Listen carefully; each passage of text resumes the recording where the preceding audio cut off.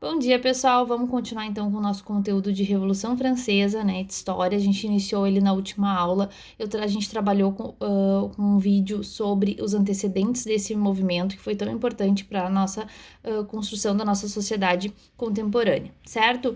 Trouxe para vocês hoje então um resumo desenhado que foi encontrado no Pinterest no ano passado, né? Eu acabei fazendo uma busca lá e acabei encontrando vários resumos desenhados de história e existem várias outras também disciplinas. Se vocês quiserem, né, fica a dica para procurarem no Pinterest, então, esses mapas conceituais, resumos desenhados e afins, certo? Esse material eu utilizo já há mais de um ano, ele é bem completo e vai ser bem didático para vocês entenderem mais ou menos como é que vai se desenrolar essa primeira fase da Revolução Francesa. Muito importante que eu quero que vocês percebam ali, que diz ali parte 2, tá? Por que parte 2? Porque, na verdade, a primeira parte que a gente trabalhou foi a questão dos antecedentes, né? Que foi no último vídeo. Agora eu quero que vocês foquem a atenção para quê? Para que a gente saiba que a Revolução Francesa, tá? Ela é uma revolução que tem várias outras pequenas revoluções dentro dela mesma. Por que eu digo isso? Porque a gente tem várias camadas sociais envolvidas dentro desse processo e, além disso, a gente tem o domínio e o poder ou a derrocada de cada uma dessas camadas sociais. A gente vai ver mais para frente, né, a divisão do terceiro estado. Essa divisão vai acontecer por como é que eu vou explicar? Por uma divergência, né, entre o terceiro estado. Então, existem pequenas camadas sociais que vão divergir, ou seja, não vão concordar uma com as outras e assim elas vão então se separar, certo? Então, vamos dando início. 1789, a gente tem então a questão da Assembleia Nacional, formada depois dos Estados Gerais, a gente tem a criação da Declaração dos Direitos do Homem e do Cidadão. Isso é um fato muito importante, pessoal. Por quê? Porque vai trazer, além de um documento redigindo que todo mundo tem direito, né, que todo mundo é um cidadão francês, a gente vai ter os princípios definidos da Revolução Francesa: liberdade, igualdade e fraternidade, tá? Esses princípios vai ficar conhecido como o lema da Revolução Francesa e a gente vai ver ele muito ainda pela frente, certo? Aqui embaixo existem vários desenhos, né, com sinal de igual. Por quê? Porque agora, a partir da Declaração dos Direitos do Homem e do Cidadão, todo mundo é igual perante a lei, tá? Ou seja, a pessoa que é do clero é igual o nobre, que é igual a outra pessoa que é da nobreza, que é igual ao camponês que está aqui representado, certo? Então, todo mundo vai ser igual perante a lei. Mais para frente, a gente vai ver a questão, né, em 1790, a Constituição Civil do Clero, ou seja, o clero ele vai acabar subordinado ao Estado. Ele não vai ser mais uma camada social livre ou que tenha alguma, como é que eu vou dizer, alguma importância não, mas alguma autoridade perante, né, a coroa francesa, certo? Então essa Constituição, ela vai trazer a construção dessa Constituição, né, vai trazer muitas diferenciações e muitas inovações para a sociedade francesa dessa época, certo? Então, a gente vai ter a construção da Constituição em 1791. Ela vai preservar a monarquia, ou seja, a gente ainda vai ter um rei, né? Ela vai se tornar, além de uma monarquia absolutista, ela se torna uma monarquia constitucional.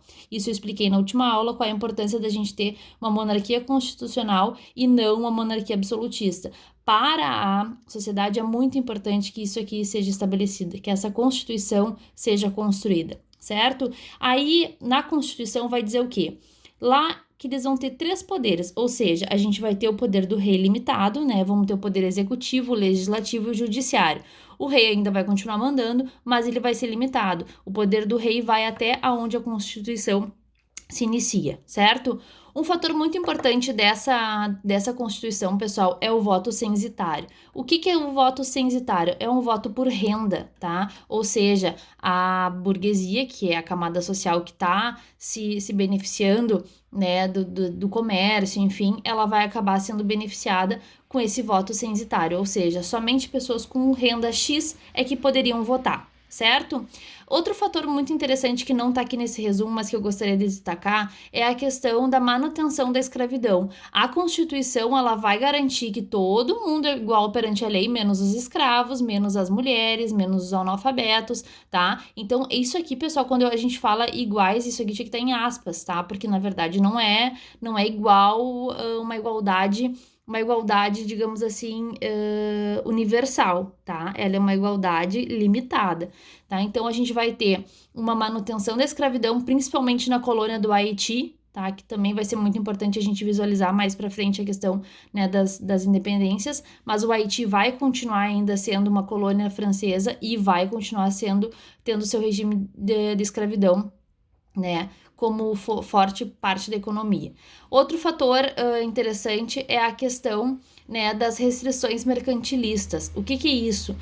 São restrições para comércio, tá? A gente tem a Inglaterra sendo uma das maiores influências, né, maior poder, digamos assim, econômico do mundo nesse momento, e isso vai fazer com que a França fique com um pouco de medo e vai restringir o comércio com a Inglaterra. Para quê? Para que a sua economia cresça, para que pare de importar e sim comece a produzir para exportar, certo?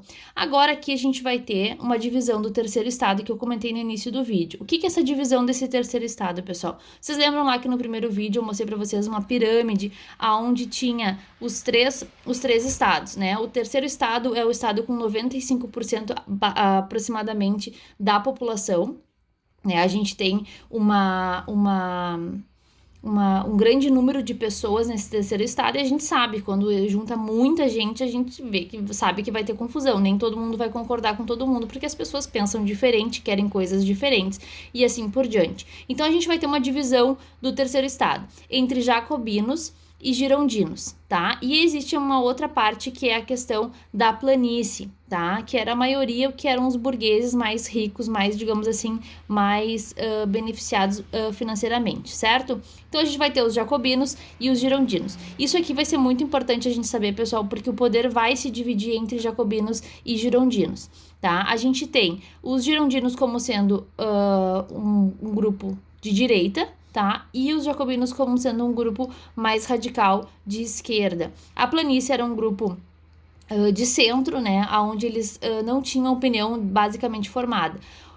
Os jacobinos, quem fazia parte eram os radicais populares e republicanos, ou seja, pessoas extremamente radicais que queriam reforma agrária e a implantação de uma república.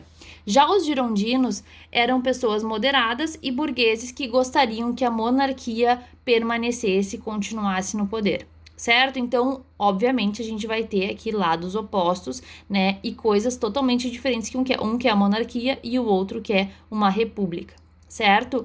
Aqui, pessoal, nessa divisão do terceiro estado é que vai se desenhar os próximos capítulos da Revolução Francesa. Por quê? Porque num momento seguinte a gente vai ter o poder dos jacobinos, que é a Convenção Nacional, ou seja, a implementação da República, e no último momento da Revolução Francesa, na terceira fase, né, que vai finalizar a Revolução Francesa, a gente vai ter o poder dos girondinos, né, com uma monarquia pré-estabelecida, com Napoleão Bonaparte, certo? É muito importante também destacar, pessoal, a questão do rei, tá? O rei Luís XVI, ele vai ser acusado de traição, tá? E vai ser perseguido. Quando ele tenta, de todas as maneiras, se manter no poder, né? Aumentar o seu poder, burlar as questões da Constituição, ele vai ser julgado, né, pela própria população como um traidor e vai acabar sendo perseguido, tá? Num próximo momento a gente vai ver, né, a questão dessa perseguição com Luís XVI, que era o rei no momento, tá? Um fator muito importante que eu quero que vocês saibam, pessoal, é a questão do surgimento de uma outra camada social, tá? Que não tá destacada aqui, porque ela não era um grupo, digamos assim, formado.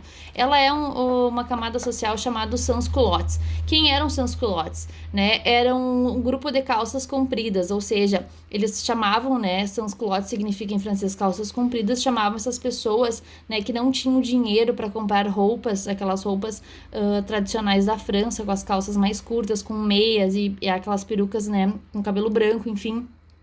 Essas pessoas geralmente eram lojistas, artesãos, né, ou operários mais pobres, tá? Então, essas pessoas, elas eram chamadas, elas ficavam de lado, digamos assim, de todas as decisões da monarquia. Então, elas foram um grupo bastante rebelde que mobilizou muita gente e que ajudou, né, os jacobinos depois a tomar o poder na segunda fase da Revolução Francesa, certo? Então, no próximo vídeo, na próxima aula, a gente vai ver a parte da Convenção Nacional, né, a República, a tomada do poder dos jacobinos, a perseguição com o rei Luís XVI, né, vai ser acusado de traição, enfim, não vou dar spoiler, mas a gente vai ver muito sangue por aí pela frente, certo? Então, os jacobinos, no próximo momento, vão tomar o poder, e aí a gente tem a implantação, né, da chamada República Francesa na Revolução Francesa, certo?